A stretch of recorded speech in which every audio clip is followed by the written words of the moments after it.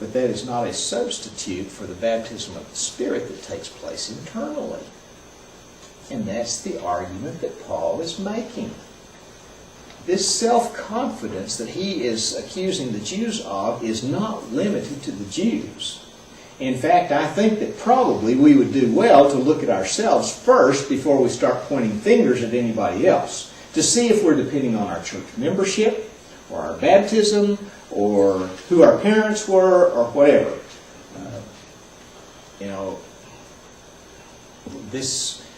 Theologically, this is not real sound, but I think it will kind of illustrate the point. I heard a preacher one time say that just because a person is born into a Christian home does not make him a Christian any more than being born in a garage would make him a car. Well, think about that for a while. You see, what we have done is we've confused the sign with what's really significant. We look to the sign, not the significance behind it.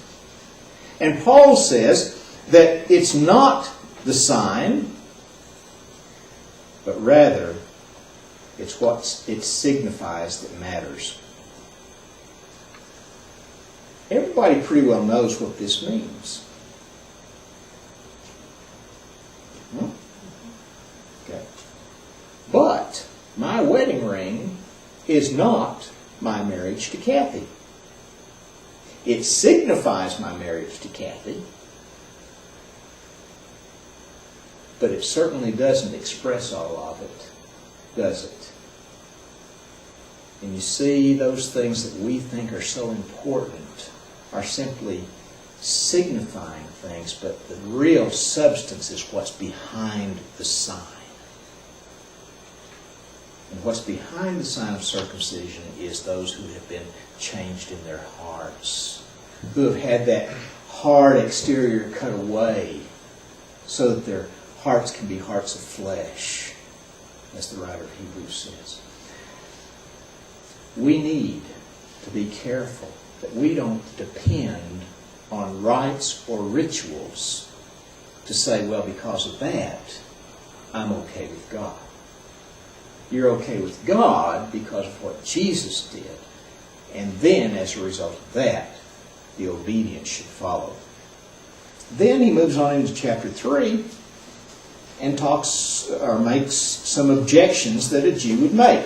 I believe that Paul's objector that he's conversing with here was Paul himself. After all, wasn't Paul a Hebrew of the Hebrews? Of the tribe of Benjamin? Circumcised on the 8th day? A Pharisee?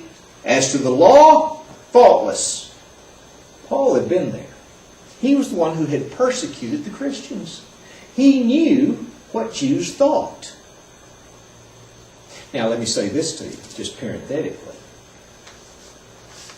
That gave him an advantage, because he already knew, before they ever expressed their objection, what they were going to object to. Guess what? It gives me an advantage, having been in a certain tradition, to know what objections they're going to raise. And I'll guarantee you, I don't think they can raise an objection that I haven't raised myself. I fought it. And I think Paul is saying, here's where I was, but I have come to understand that that's not what's the most important thing. Because he goes on in that same passage that I cited earlier to say, all of these good works I had are nothing but garbage compared to the surpassing knowledge of knowing Christ. They're nothing. There's something just to be thrown away. Why? Because it's the internal that makes the difference. The Jews believed that their special position in regard to God was a position of special privilege. But Paul said that it was a position of special responsibility. Responsibility always follows privilege. They also go together. When you have privilege, you have a responsibility. For example, if you had a lot of money you would have a responsibility to use that money in a way that would help others. Just this morning, as I was making my rounds through the pavilion, it was mentioned that, we just don't have many halfway houses anymore. We don't have any place that we can send psychiatric patients who need long-term care. And that's true. Hasn't always been true, but it is now. If I win the lottery, and I know that's not going to happen because my wife says that I have to buy a ticket in order to win, and I just can't let go of that dollar because I know I'm never going to see it again. But I figure if God wants me to win the lottery, He can help me to win without a ticket. Don't you think so? Yeah, you're not sure about that. Okay. Neither am I. But if I were to win the lottery, I think it would be wonderful to be able to establish a place where those folks could go on a long-term basis and be helped and guided. I would love to be able to do that. Now, my finances don't allow me to do that, but as people ask for help, I feel like it's my responsibility to do what I can. And sometimes the objection comes back, well, he's just going to take it and buy alcohol with it. Well, you know what? That's between him and God. My responsibility is to help where I can. If he misuses that, that's not my responsibility. And so as I see people along that I can help, it actually gives me great joy to be able to do that. So the Jews should have been.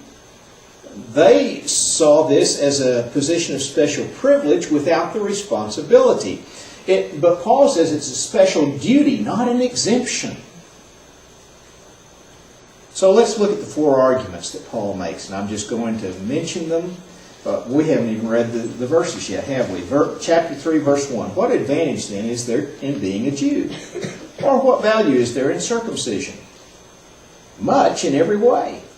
First of all, they have been entrusted with the very words of God. Now let me ask you, have we? Yeah. What if some did not have faith? Will their lack of faith nullify God's faithfulness? And then Paul uses a phrase that's untranslatable. It's probably as close as Paul ever comes to cursing. The Greek phrase is me genoita. We can't really translate it. NIV has not at all. Some will have by no means. I think some might even say God forbid. None of those really accurately translate how strongly Paul was repulsed by that thought.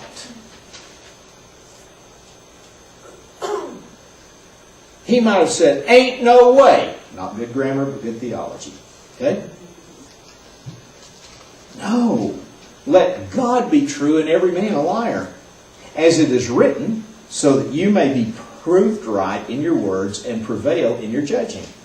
But if our righteousness brings out God's righteousness more clearly, if our unrighteousness brings out God's righteousness more clearly, what shall we say? That God is unjust in bringing His wrath on us? And then Paul says, just so you don't think I'm making this argument, I'm using a human argument. Certainly not the same phrase again. If that were so, how could God judge the world? Someone might argue, if my falsehood enhances God's truthfulness and so increases His glory, why am I still condemned as a sinner? Why not say, as we are being slanderously reported as saying, and as some claim that we say, let us do evil, that good may result. And then Paul has one summary statement.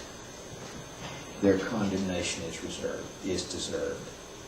So here are the four arguments, just briefly. I'm not going to go back to them. I'm just going to mention them to you so that you'll be aware of them. In verses 1 and 2, the Jews are saying that Paul's teaching undermines God's covenant.